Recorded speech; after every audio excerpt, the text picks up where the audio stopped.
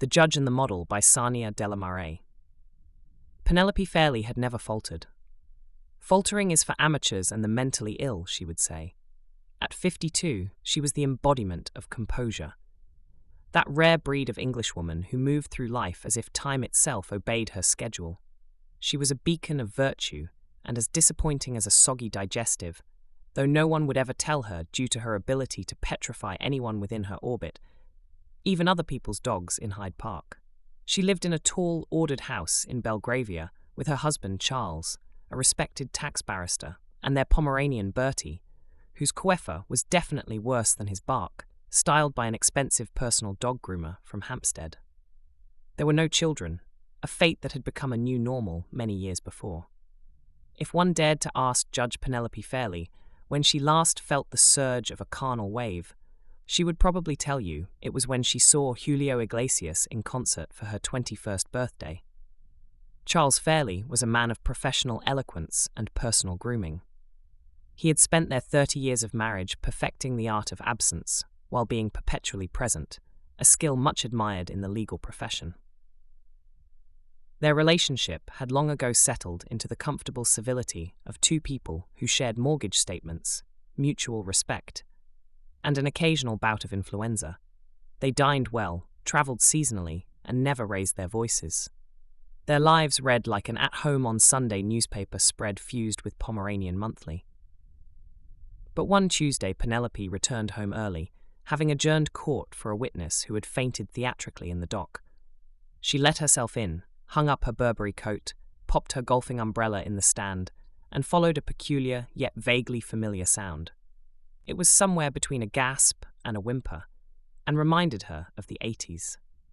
As a woman of the world, well familiar with the peculiarities of human behaviour in her court, the vision before her was of something more unique in her own personal catalogue of seen-it-all-befores.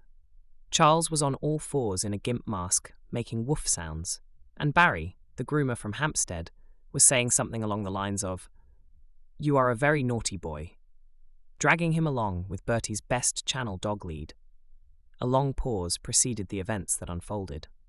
Bertie himself had been sitting on his velvet cushion watching things in a confused state, just glad that now Mummy was home. He had always hated the groomer and would regularly bite him. "Your 2p has slipped, Barry," Penelope said curtly, "along with your reputation as a my dog groomer. Get out of my house. And you, Charles, you can leave too. I never want to see either of you again. You belong in a kennel, and I hope you get fleas." The following weeks were tortuous. Deep pain and menopause slushed up Penelope's brain to such a degree that she had taken some time off work and visited an old-school friend in Bath. Unbeknown to Penelope, a deep current of change was about to take her to new shores. "You will love Bath," said Cecilia. "Stay as long as you need. Take up some classes. You can come to mine. Palettes, ballet bar, aerobics, and hot yoga." Cecilia was optimistic and gleeful. Penelope was tired just thinking about it. "Art, then," said Cecilia. "Art," answered Penelope for no good reason. The word fell out like a sigh. "Yes!" Cecilia was being gleeful again. "You were so good at school." It was on the third afternoon, and Penelope meandered through the town, whilst Cecilia was doing something sweaty. At the assembly rooms, she was drawn by the sign, "Life Drawing Class, all welcome." Knowing it would get Cecilia off her back, she popped in to find out more. Within 2 minutes of inquiring, she was shuffled into a room and guided towards an easel with rudimentary materials. An artist next to her passed her something. "Here, it's my spare." Now fashioned in a smock and still wearing the beret she had left the house in, Penelope was not unaware of the fact that she had become a slightly ridiculous stereotype. She picked up a pencil and looked behind the easel, wondering if anyone heard her mumbled expletive. The artist next to her giggled and whispered, "It's a schlong and a half, isn't it?" The model stood on the platform with the unself-conscious ease of youth, broad-shouldered, wiry, beautiful in that careless, provisional way some men are before life edits them down. His name, she later learned, as he did polite rounds to view each insult to art, was Leo. He was 26, recently moved from Brighton, a performer, mostly. She assumed performer meant actor and imagined him performing Shakespeare, glad he had robed up. Oh, how lovely. she said, smiling and avoiding eye contact, as well as nether region staring. When their eyes met, something ancient sent a small electric shock downward. Penelope's body remembered it still existed. After the class, he approached her. "I really liked your drawings of me," he said. "They are precise and ordered.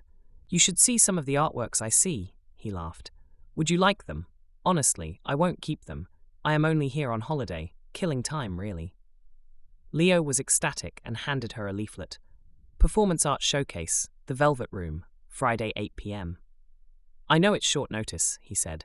"Come," he begged. "It's experimental. It will be very inspiring, freeing, and give you a real sense of the place. Please say you will come. It would be an honor to have you in the audience." Leo seemed so sweet, so eager that Penelope agreed. After all, she needed to get used to going out alone now, that was old, free, and single. The Velvet Room was tucked down a narrow lane, unmarked, but for a faint boom of thumping bass and the smell of incense and beer. Inside, the lighting was so intimate, Penelope couldn't see a thing.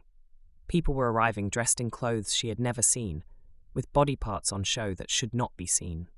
A woman with green hair was throwing questions into the air. "You here for the showcase?" Penelope nodded.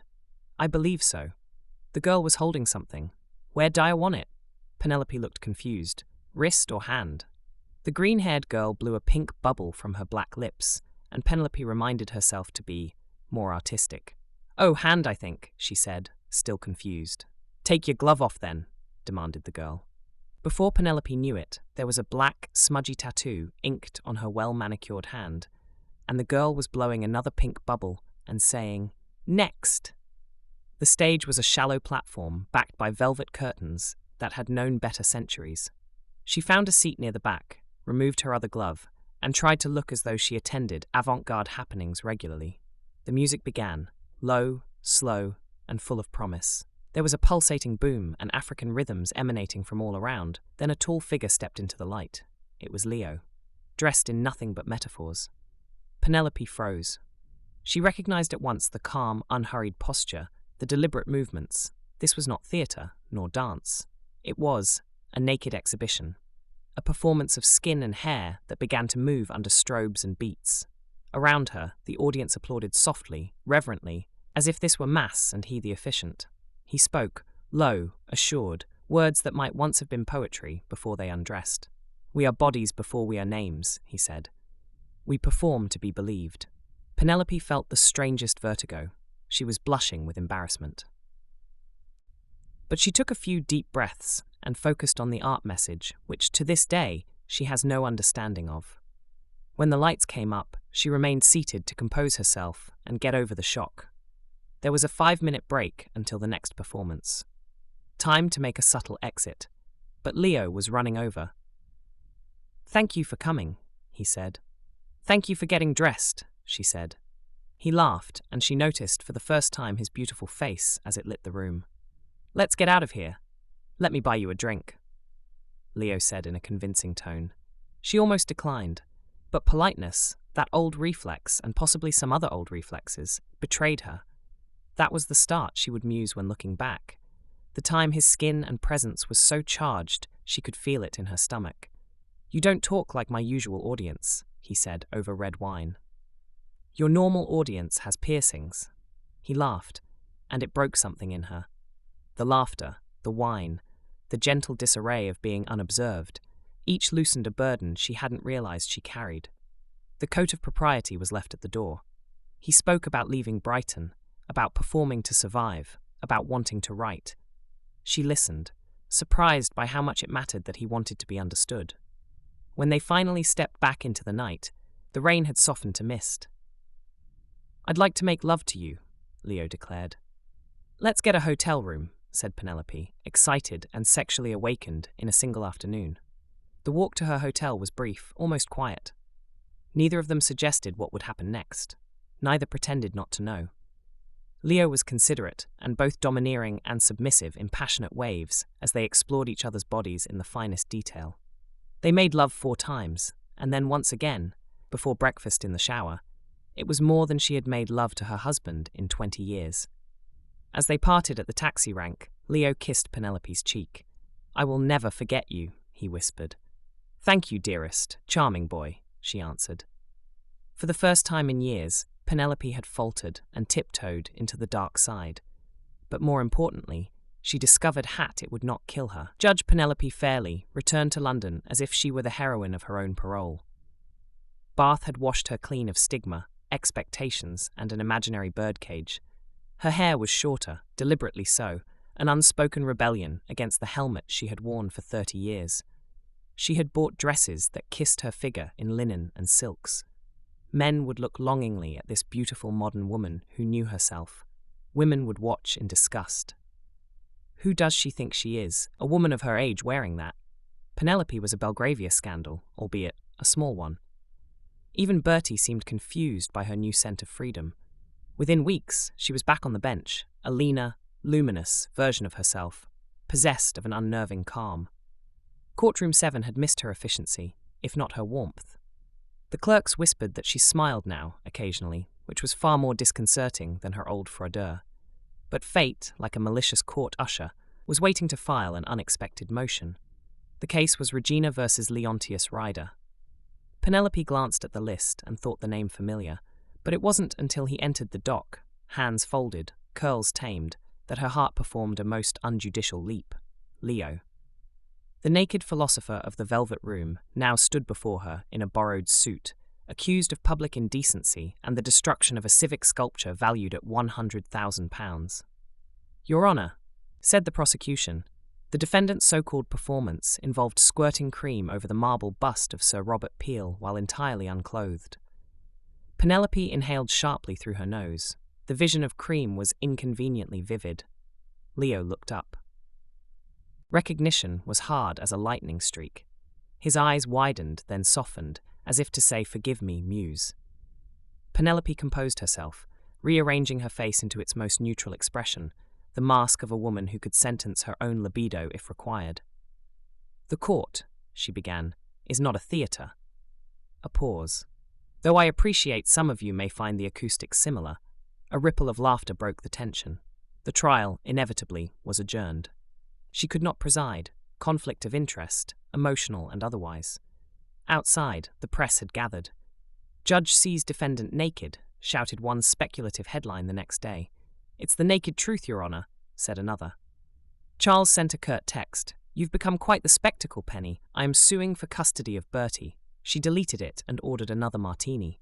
When Leo appeared again weeks later, she attended discreetly, a mere spectator in civilian clothes. He was represented by a nervous young barrister who clearly adored him. When the verdict came, guilty, with mitigating artistic intent, Penelope almost smiled. A small fine, community service, and an interview on Channel 4. When the fuss had died down, and it didn't take long, Leo waited in the rain outside chambers. "I am so glad you messaged," he said. "I didn't mean to embarrass you." He was looking down like a schoolboy, but then he looked up and was the man she had longed for all these weeks. "You didn't," she lied. "You reminded me I'm still flammable," he grinned. "That's not a bad epitaph." They walked together through the wet London streets until decorum dissolved again. But this time it was bigger than passion. It was a longing that both needed to satiate in the knowledge that however long it lasted, it would be time treasured with the lust and companionship of two people who could escape their scripts, and that it was nobody's business but their own. "Perhaps I'll paint you next," he said. "Don't," she replied. "You'd only end up in court again."